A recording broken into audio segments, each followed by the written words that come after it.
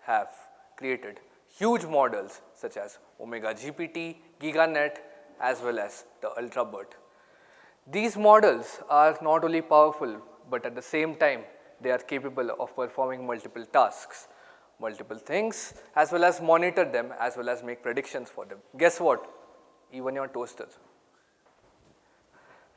First things first, we also found these high member tables, and these members were too powerful to tackle.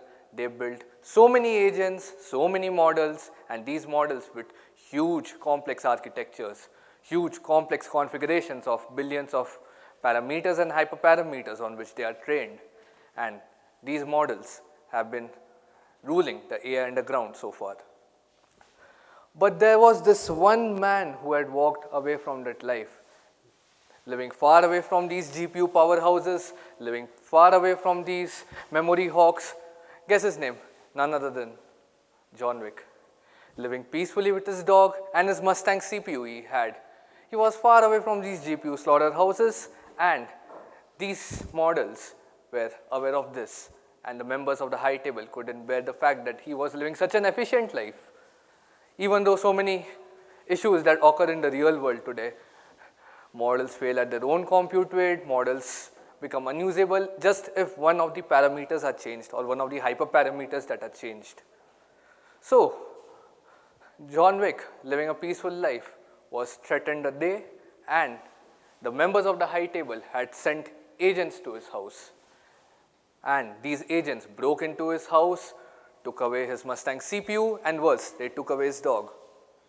This filled Mr. Wick with full of rage, and he wanted to take the revenge for his dog and the Mustang CPU they stole away from him. Wick begins to the Act 2 of pruning, where he encounters so many layers, so many error situations, one of which is the convolutional 32 layer. This layer was slow, weak, and inefficient, but John Wick did not give up. John Wick digs up his old code, which is lean, mean, efficient, has no more redundant layers, has no more unnecessary energy losses, and also doesn't have unnecessary weighted bloated matrices, which can slow down the process of the model. So, he tackles the convolutional 32 layer, which is slow, bloated, and inefficient, and this layer was tackled by him using L1 regularization, where he slices off the layer, and then he slices the layer in order to prevent the noises and the patterns that the model learns from the training data to adversely affect on the unseen data. Then he encounters the max pool marauder.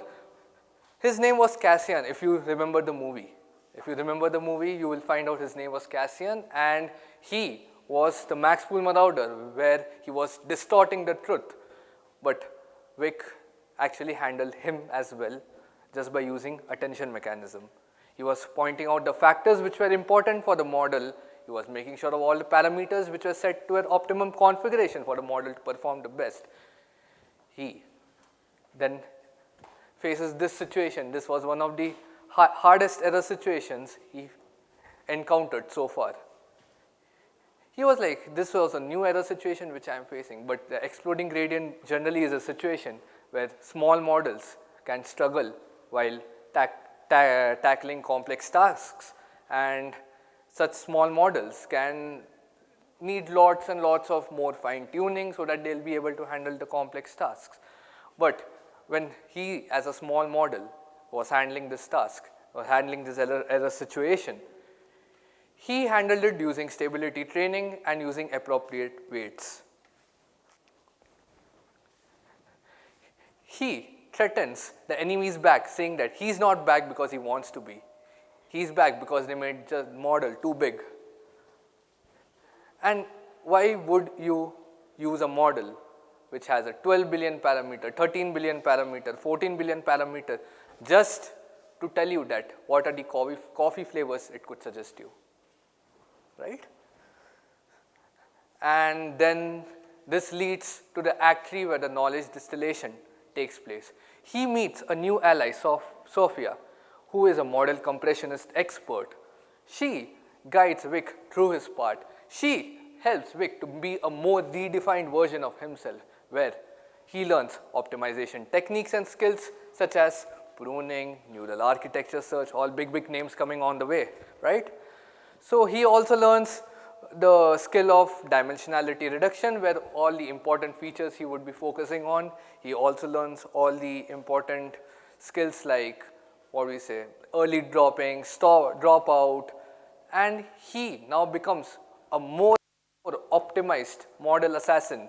And with such a architecture, this was an overkill for the other models. This was an overkill for all the other complex models, which you would have asked, what are the coffee flavors we could have had? And he's smart, efficient. Guess what? Guess what happens next? He turns to Max Wick. He has all the optimization techniques. He has all the skills. He has whatnot, which could be overkill for himself and be a threatening to all the complex models which are there out. Max Wick completely equipped. He's war equipped now. He has all the necessary skills, techniques with which he could fight against all the agents, all the models, as well as the members of the high table such as Omega GPT, GigaNet, as well as UltraBert, who have taken over in the AI underground, trained on huge amounts of data, huge amounts of energy, as well as huge amounts of all the available resources which are available for their functionality. Guess what? Vic battles each one of these models and agents by the members of the high table, and he lands a successful hit on the enemy with a confidence score of 0.95, and he doesn't miss. Each shot he takes is a perfectly predicted shot, and guess what? He wins the battle. He wins the battle standing on the crumbling GPU towers of these complex models, surpassing those very same complex models which fail at their own compute weight.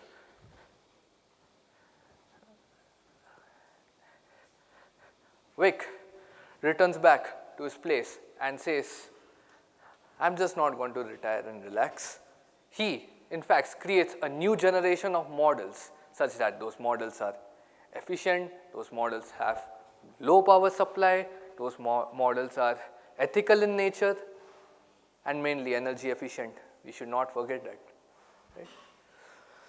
Max Wick, aka John Wick, he has all the optimization techniques and skills, and he is a super efficient model performing all those complex tasks, consuming much lesser amounts of energy. And he, at this point, has some questions for you. The model is, Max Wick told us, like in this world drowning of AI, of over-engineered models, data-hungry models, energy-hungry models, the real killer feature is efficiency. So I would definitely like to ask you, as well as Max Wick wants to ask you, that which among the below is a better to use model in general case, and state why would you choose either of the models. Is it model A or model B? You can state your reason as well. Depending it's a general case or majority of the cases, you can fine tune the model later, but keep in mind, fine tuning a model also requires a comfortable condition.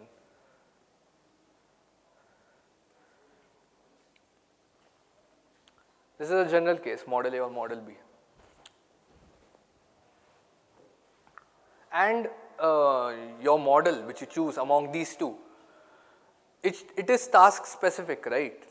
So depending on your task as well, you can state which model you would prefer for your computation, for your implementation, for fine tuning and what not. You could automate many things using these models.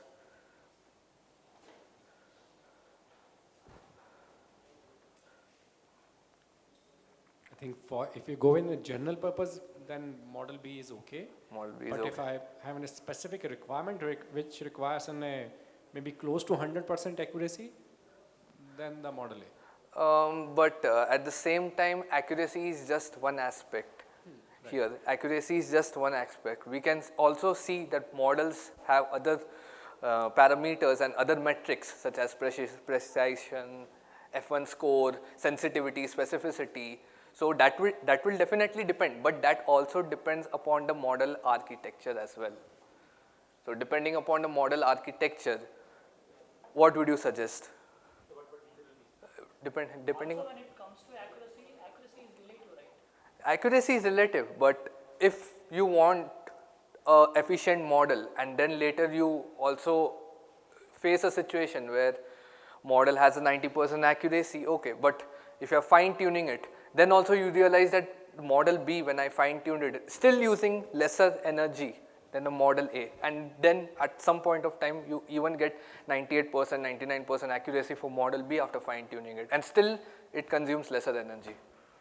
But judging from that, Sanjay was saying that ultimate focus is on outcome, right? From the user perspective. Accuracy alone doesn't only define outcome. There are many other parameters like F1 scores, recall, sensitivity, specificity. That could have been better for this model also. We are very unclear of which model could have sensitivity or specificity. I have not mentioned that purposely. I have mentioned accuracy is one thing, but if you want to fine tune a model, you can definitely increase the good aspects of the model, good parameters of the model to an extent that it can perform much better than either of the models. Depends on the task. You can't find, okay, for example, if I say 97.74% model A, okay. You could fine tune both the models, you could increase their accuracy, but what if you face situations of limited GPU resource, limited power supply, limited available resources which they need for their functionality? What would be the case in that? When you say fine tuning is not just with respect to the accuracy. Yeah, Why yeah. can't we fine tune model A for the energy efficiency? We cannot change the architecture of a already built model. Like as an individual, if I was there and if I was testing these models and both the models perform decently well, but if it was me to remove a layer, me removing a layer is not feasible. Like it's impossible for me to remove a layer from AlexNet, it's impossible for me to remove a layer from DenseNet, VGG16, all such models, because these models are already made by Google, Facebook, Meta. But suppose I was building a custom model, custom built model, like you have many tools which can help you to build a custom model. They can help you build the basic code lines of a functional model, efficient model. It might not serve all the complex possible tasks, but it can definitely be efficient than already built complex models.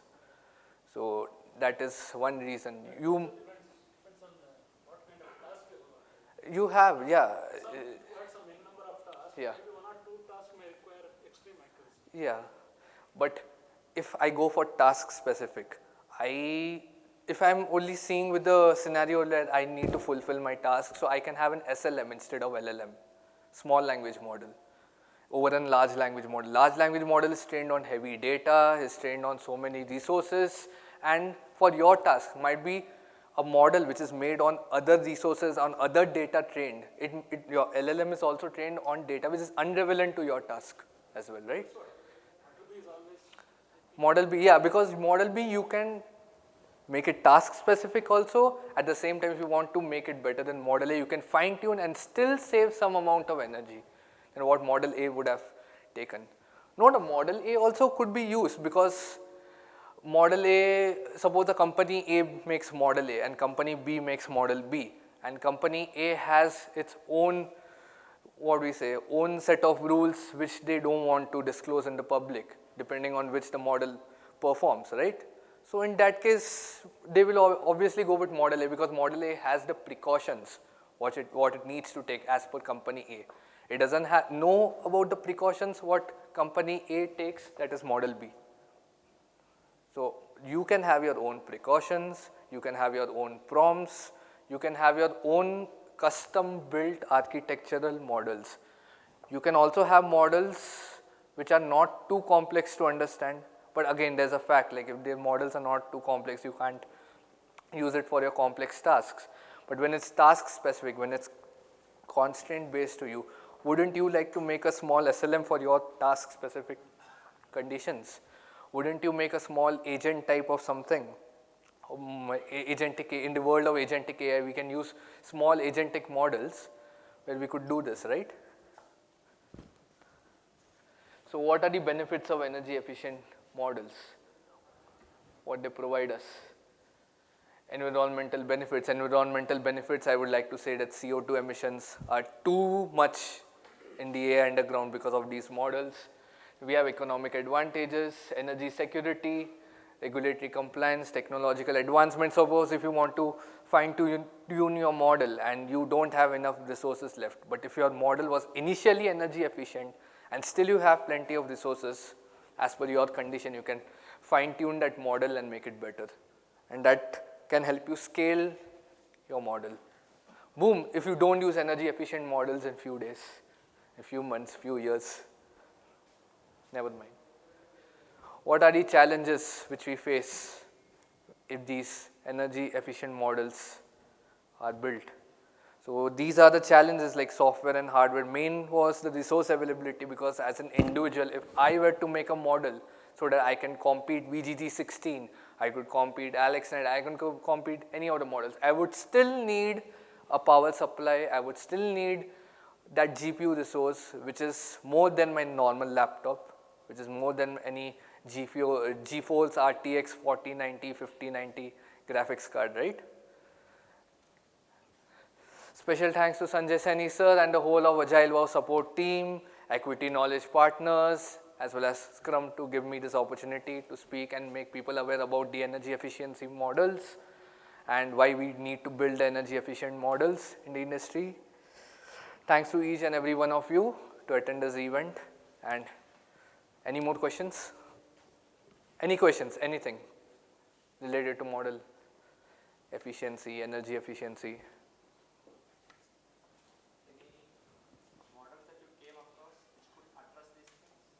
Any models? I actually did my capstone project where I faced the difficulties of resources mainly GPU was my main reason, and other than GPU it was like software and hardware dependencies. There were many Python libraries where I was testing, like they were not compatible with my device, so I had to use other hardware devices. Like I cannot tell I can use Windows XP OS to run Python 3.12, right? So I was facing those kind of issues, similar kind of issues. I was facing like I can't use some extensions, some software dependencies if I run the code in VS. And my system didn't have a graphics card actually. So I used my friend's laptop, run the code there, as well as at times I had even buy Colab Pro subscription, which provides me cloud GPU. So there I checked these models, how much energy they use, how much their efficiency is. But it again is your constraint based, because your task might not get fulfilled. So you need to train your model depending on the data and stuff. How about some quantized models? Quantized models in the sense like the quantized basically in the sense like you could use 34-bit or 32-bit in place of 18-bit, the data formats for the model. The data formats for the model, it is actually very important. All models are not familiar and don't work well with any kinds of format. You need to be very specific. Like OpenAI ChatGPT is very specific about its input data, how it gets converted to text embeddings, then attention mechanism. There's a lot more after you process your data as well. There's many other concepts you need to think which could be compatible with what you do. Any more questions?